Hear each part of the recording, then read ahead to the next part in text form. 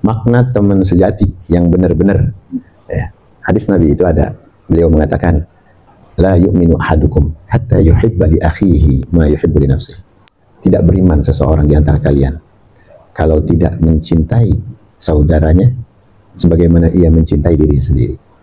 Kita pengen tahu status teman-teman sejati itu hanya pada posisi-posisi yang membuat kita terkesan. Gimana? Dikala apa? Dikala susah. Dikala kita perlukan sentuhan kawan kita.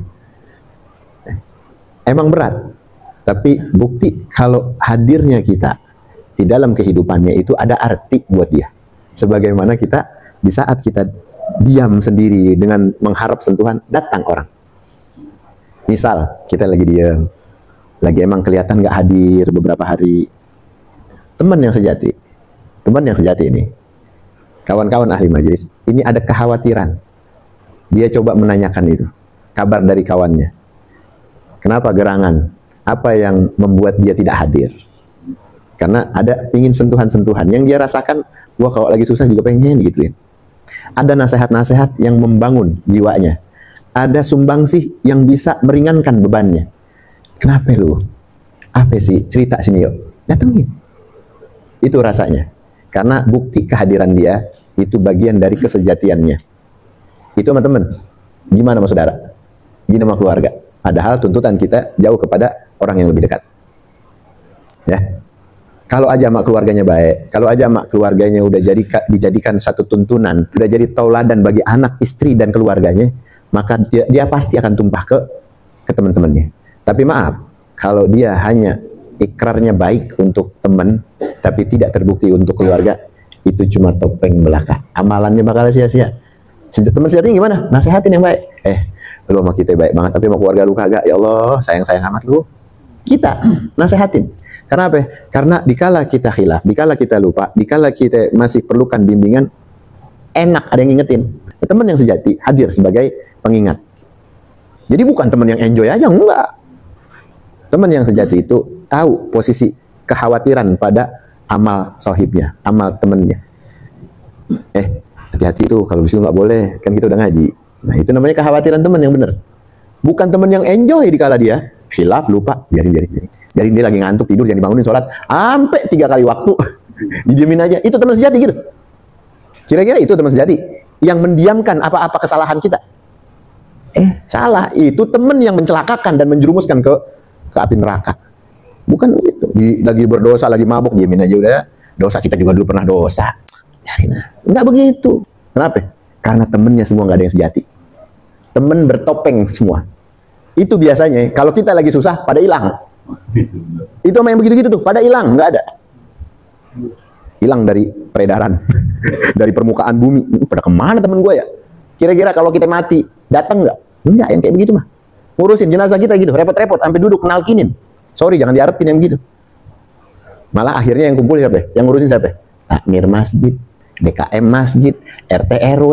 Ngurusinnya juga kepaksa. Kenapa? Karena tidak ada kesejatian dalam kita bermasyarakat. Baik-baik. Amal ente bakal kembali sama ente. Baik untuk diri ente, buruk juga untuk diri ente. Itu nauzubillah ya.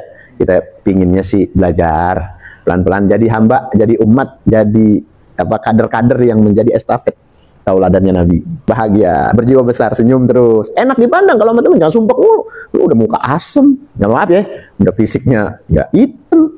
Sumpek banget ngeliat lu. Coba kalau lu senyum, hitam gak kerasa hitam. Maaf ya. Kita nggak ngina nih. Orang kalau emang ada kekurangan fisik, tapi dia menjalankan sunnah dari Rasulullah, senyum, enak dilihatnya. Apalagi orangnya putih, apalagi emang orangnya ganteng, apalagi orangnya, lah enak lihatnya. Gue demen banget duduk sama lu, betah amat. Berjam-jam nggak berasa. Ini udah, yang ganteng sumpek aja kita nggak betah. Lu cakep sih sebenarnya kalau senyum lu. Sumpek amat sih hidup sama lu. Apalagi jelek. Kita tuh pengen hadir mengukur kapasitas diri kita. Kalau udah kurang-kurang, coba dong hadir dengan dengan ibadah. Nggak punya duit, nggak punya senyum nggak apa sih? Kan enak lihatnya senyum. Walaupun datang cuma numpang makan, minum, rokok, minta gitu. Senyum coba. Ini enggak. Sumpek banget. Apalagi gayanya sombong, angkuh. Mending ahli ibadah. Ini udah bukan ahli ibadah. Mukanya sumpek mulu. Datang ke majelis, datang ke teman-teman kita. Ngandel mulu. Kan juga akhirnya ngerecokin Ngerecokin batin. Kita yang tadinya mau lempeng-lempeng, mau alus-alus, mau praktekin kita punya ilmu.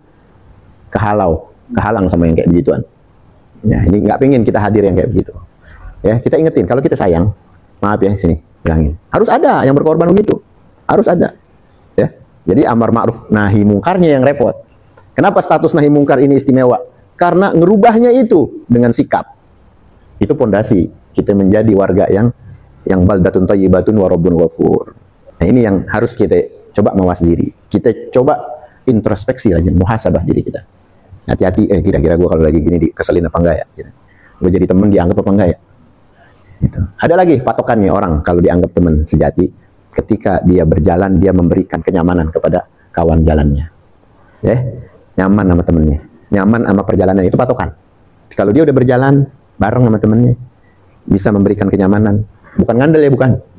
Kalau diajak makan, nggak aji mumpung. Cari yang mahal-mahal, lagi ada duitnya, yang mahal. Nggak begitu juga. Nggak begitu juga.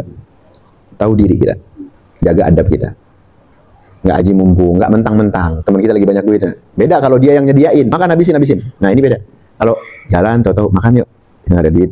Terus tahu-tahu lo ada duitnya, ada. Jangan aji mumpung. Cari seminimal mungkin yang meringankan. Nah ini kelihatan dari nyamannya kita berjalan sama dia. Dan bukan terus ngandel, keluarin duit. Tenang aja, gue aja. Nah itu bisa dirasakan dari bagaimana dia berjalan. Temen tuh, mau tahu teman sejati begitu. Dan nggak gampang ngeluh. Dia mah begini, dia enggak. Teman sejati itu yang kalau kita jalan nenangin. Kita lagi susah dia datang. Ya, kalau kita lagi dalam keadaan kena musibah, dia meringankan beban musibah itu. Walaupun dengan kata-kata, telepon, perhatian. Maaf ya, ini lagi jauh nih.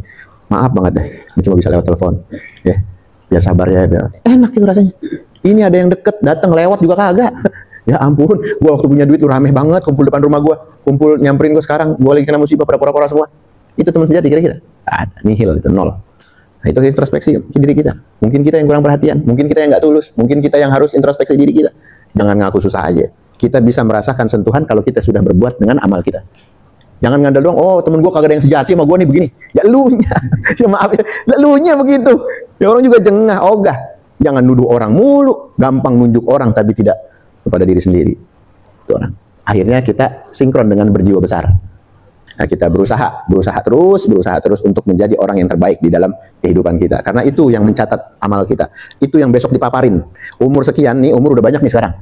Sama umur sekian, ini yang istimewa nih. Habis dia jadi anak majelis, dapat ilmu, rupanya ini yang istimewa. Ini yang bakal bisa memberikan cahaya amal kehidupan kita. Yang sedikit ini, kita tahu, kita punya bekal, ya. Ini yang bakal kita bawa besok. Jadi jangan kata, saya udah terlambat, saya udah tua, enggak, kata-kata terlambat. Bisa jadi gara-gara amal sebentar ini yang diangkat oleh Allah Subhanahu Wa Taala. Itu jangan putus asa, enggak ada. La ta'asu min rahmatillah. Jangan kita berputus asa dari rahmat Allah. Innallaha yaghfiru dzunuba jami'a. Sungguhnya Allah bisa ngapus dosa secara keseluruhan. Tuh, nikmat kan? Kita kalau dapat manfaat sedikit, jalanin. Bismillah ya Allah, berikan kekuatan hidayah ini ya Allah untuk aku jalani. Bismillah, untuk rendah hati, tawadu, tidak sombong. Ya, jangan jadi orang sombong.